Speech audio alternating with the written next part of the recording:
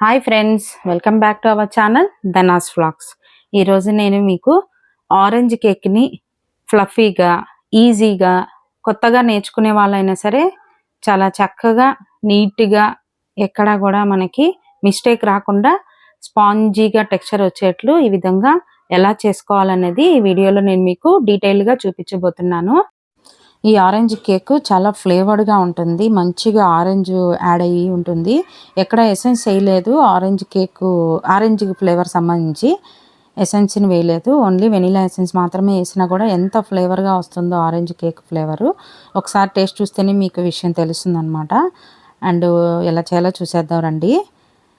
First అయితే నేను ఒక కేక్ చేసుకునే బేకింగ్ టిన్ ఉంటుంది, దానికైనా కానీ లేదంటే మీ దగ్గర ఏదైనా ఇలాంటి ఫ్లాట్గా ఉన్న బాక్స్ కానీ ఏదైనా ఉంటాయి కదా టిఫిన్ బాక్సులు, ఇదైతే 6 ఇంచెస్ బాక్స్ అనమాట. నేను ఎందుకు రెండింటికి రాశానంటే మీకు ఆయిల్ రాసేసుకోవాలి, ఫస్ట్ అయితే కోట్ చేసేసుకోవాలి ఇలా బ్రష్తో కానీ లేదంటే వేలుతో అయినా సరే రాసేసుకొని ఈ విధంగా మైదా పిండిని కోటింగ్ చేసేసుకోవాలి నేను చూపిస్తున్నట్లు. ఇదే విధంగా రెండో గిన్నెకి కూడా కోట్ చేసేసుకోవాలి మైదా పిండితో. అలా చేసినప్పుడు కేక్ అతుక్కోకుండా నీట్గా బయటకు వస్తుందన్నమాట. సో ఇలా ఎందుకు చేశాను రెండు అంటే మీకు నేను స్టవ్ మీద ఓవెన్లో రెండు చూపిస్తున్నాను అనమాట. ఇదిగోండి, మనం ఈ ఒక్క ఆరెంజ్తోనే 2 కేకులని తయారు చేసుకోవచ్చు. ఆరెంజ్ అనేది ఫ్రెష్గా స్వీట్గా ఉండే ఆరెంజ్ని తీసుకోండి. ఇప్పుడు సీజన్ కదా, ఈ ఆరెంజ్ సీజను, అందుకని మీరు అందరూ చక్కగా చేసుకొని ఎంజాయ్ చేస్తారని ఫ్యామిలీతో. టీ టైంలో చాలా బాగుంటుందన్నమాట ఈ కేకు. ఈ తొడుము ఉంటుంది కదా పైన మధ్యలో, ఆ తొడుము వైపు నుంచి కట్ చేయండి, ఈజీగా ఉంటుంది. నేను చూపించినట్లు ఈ విధంగా కట్ చేయండి, మధ్యకి కాకుండా తొడుము వదిలేసి. మనం ఎగ్జాంపుల్గా చెప్పాలంటే యాపిల్ కట్ చేస్తాం కదా, అదే మెథడ్ అనమాట. ఇలా కట్ చేసిన తర్వాత మధ్యలో గింజలన్నీ తీసేయాలి, తొక్కతో సహా చేయాలి. దీనికన్నా ముందు ఫస్ట్ ఆరెంజ్ మనం షాప్ నుంచి తెచ్చిన తర్వాత కొంచెం డస్ట్ ఉంటుంది, దానిపైన కెమికల్స్ చల్లుంటారు కదా, కొంచెం సాల్ట్ వాటర్లో కొంచెం సేపు ఉంచేయండి, ఒక 5-10 నిమిషాలు ఉంచేసి నీట్గా తుడిచేసిన తర్వాత ఈ విధంగా కట్ చేసుకోవాలి. ఎందుకంటే మనం తొక్కను కూడా ఈ కేక్లో యూజ్ చేస్తున్నాము, అంటే ఫైబర్ రిచ్ ఉన్నట్లే కదా, పిల్లలకు కూడా చాలా మంచిది, స్నాక్స్కి కూడా చాలా యూస్ఫుల్గా ఉండే ఈ డెజర్ట్ని మీరు ఎప్పుడూ చేసుకుంటారని అనుకుంటున్నాను. మీకు ఈ వీడియో నచ్చినట్లయితే like, share and subscribe to our channel అండి. చాలామందికి యూజ్ అవుతుందని చేస్తున్నాను. చక్కగా ఈ చిన్న చిన్న డైస్లా కట్ చేసుకోండి, ఎక్కడ ఒక్క గింజ కూడా మిగిలించద్దు ఫ్రెండ్స్. ఎందుకంటే ఈ గింజ చేదు వస్తుంది అనమాట, ఉన్న స్వీట్నెస్ అంతా పోయి చేదుగా తయారవుతుంది. కాబట్టి ప్రతి పాటని చూసుకొని ఒక గింజన్నా కూడా ఈ విధంగా తీసేసుకోండి, అప్పుడే మనకి ఆరెంజ్ ఫ్లేవర్ మాత్రమే ఉండి చేదు తగలకుండా ఉంటుంది. ఈ మధ్యలోది ఇలా పడేయటమే గింజలతో పాటు, మిగతా అంతా ఫ్రూట్ని మనం వాడుకోవచ్చు. ఒక మీడియం సైజ్ ఆరెంజ్ అయితే సరిపోతుంది. సో ఈ పీసెస్తో ఆరెంజ్ కేక్ ఎలా చేయాలన్నది నెక్స్ట్ చూద్దాము.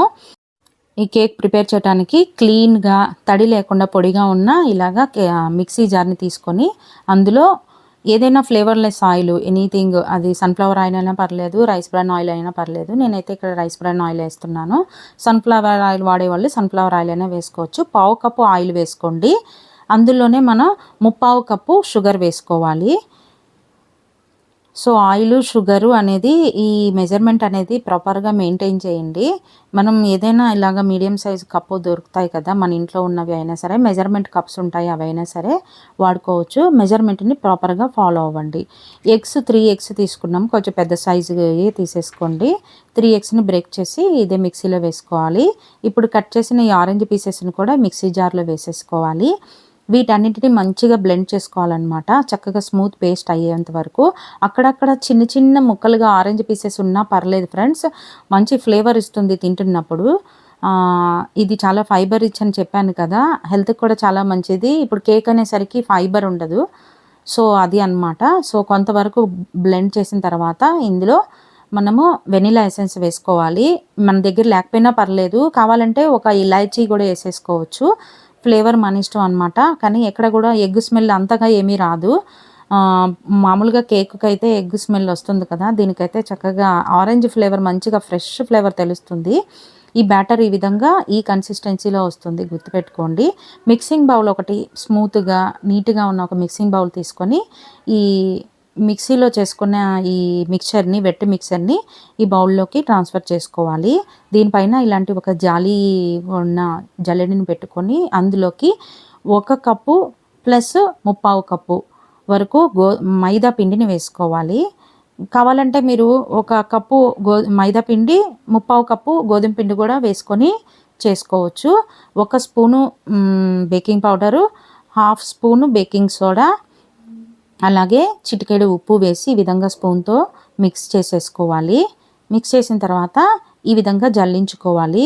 ఈ పిండిని ఒకేసారి కలుపుకోకుండా 3 సార్లుగా కలుపుకోండి. ఇప్పుడు నేను ఒకసారి వేసా కదా, నెక్స్ట్ ఇంకా 2 సార్లు కూడా ఇలాగే జల్లించి ఈ విధంగా నేను కలుపుతున్నట్టు మిక్స్ చేసి మిడిల్లోకి గెంటిని ఈ విధంగా చేయించాలన్నమాట. దీన్ని కట్ అండ్ ఫోల్డ్ అంటారు. Sorry friends, second third time పిండి వేసిన వీడియో మిస్ అయింది. ఇప్పుడు ఇది కొంచెం టైట్గా ఉంది బ్యాటర్ అనేది. సో నేను ఇక్కడ 2 టేబుల్ స్పూన్లు మిల్క్ అయితే వేసుకున్నాను. గుర్తుపెట్టుకోండి ఫ్రెండ్స్, ఏ ఇంగ్రీడియంట్స్ అయినా కూడా చల్లగా ఉండకూడదు, అంటే ఫ్రిడ్జ్లోంచి తీసి వాడకూడదు. ఫ్రిడ్జ్లోంచి ఒక 1 అవర్ బిఫోరే తీసి పెట్టుకొని ప్రిపేర్ చేసుకోండి, లేదంటే కేక్ సరిగా పొంగదనమాట. ఇంకాస్త లూజ్గా ప్రిపేర్ చేయాలని బ్యాటర్ని ఇంకొక 2 స్పూన్లు మిల్క్ అయితే వేసుకున్నాను. ఫైనల్గా 4 టేబుల్ స్పూన్లు మిల్క్ ఈ బ్యాటర్కి సరిపోయింది. సో ఈ విధంగా మిక్స్ చేసిన తర్వాత ఈ బ్యాటర్ అనేది ఈ విధంగా రెడీ అవుతుంది. ఈ విధంగా కొంచెం రిబ్బన్ కన్సిస్టెన్సీ అంటారు దీన్ని. ఈ కన్సిస్టెన్సీ వచ్చేంత వరకు మనం మిల్క్ని అడ్జస్ట్ చేసుకుంటూ కలుపుకోవాలి. ఇలా మిక్స్ చేస్తూ ఉన్నప్పుడే మనం పిండిలు వేసుకునే ముందే మనం ఓవెన్ వాడే వాళ్ళైతే 180 degrees ఒక 10 minutes ప్రీహీట్ చేసుకోవాలి. అదే స్టవ్ మీద అనుకోండి, కొంచెం మందపాటి కడాయి కానీ ఏదైనా వెజిల్ కానీ పెట్టేసుకొని డిష్ని నేను చూపిస్తాను నెక్స్ట్. దాన్ని స్టవ్ వెలిగించి పెట్టుకోవాలన్నమాట. ఒక 5 నిమిషాలు 10 నిమిషాలు పడుతుంది. అందుకని మిక్సీ పట్టిన తర్వాత ఫస్ట్ అది ఆన్ చేసేసుకోవాలి. ఓవెన్ అయినా సరే, స్టవ్ మీద పొయ్యి మీద పెట్టేసి అయినా. ఆ తర్వాత ఈ పిండిని వేసిన తర్వాత ఈ విధంగా 8 సార్లు అయినా సరే ఈ విధంగా నేను చూపించినట్టు ట్యాప్ చేయాలి. ఆ తర్వాత ఇలాగా స్కీవర్స్ ఉంటాయి కదా, పుల్లలు, ఏదైనా ఒక పుల్ల లేదంటే ఫోక్తో అయినా సరే ఈ విధంగా రౌండ్గా అండ్ నిలువుగా అడ్డంగా ఇలా చేసామంటే మధ్యలో ఎయిర్ బబుల్స్ రావన్నమాట. సమానంగా నీట్గా బేక్ అవుతుందన్నమాట. ఇది చేయటం కంపల్సరీ. బేకింగ్ చేసేటప్పుడు స్టార్టింగ్లో కొత్తగా నేర్చుకునే వాళ్ళకి వివరంగా ఉంటుందని నేను ప్రతిదీ డీటెయిల్గా చూపిస్తున్నాను. వీడియోని స్కిప్ చేయొద్దు ఫ్రెండ్స్.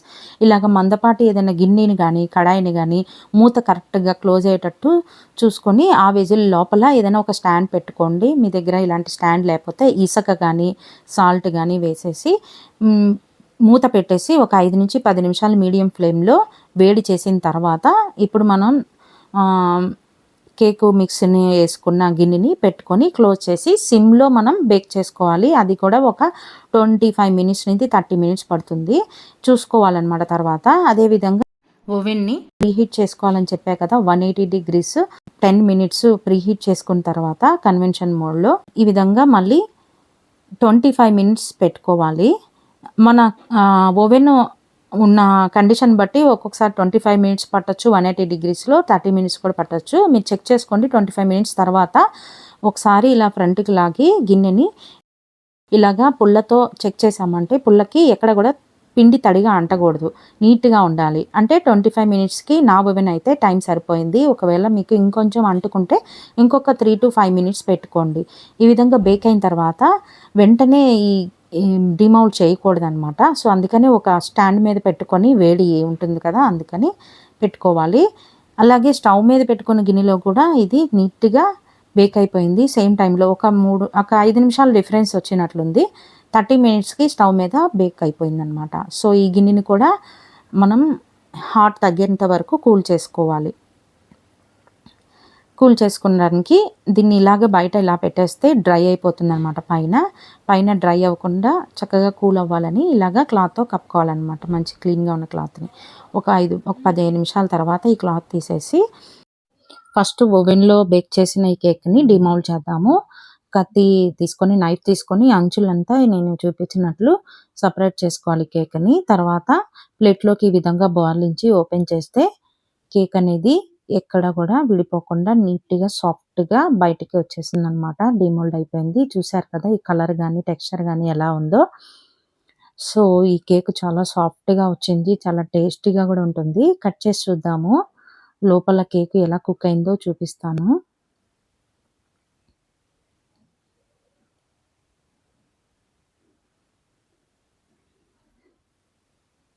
చూసారు కదా! ఎంత బాగా టెక్స్చర్‌తో వచ్చిందో స్పాంజ్ లాగే ఉంది ఆ టెక్స్చర్ అనేది.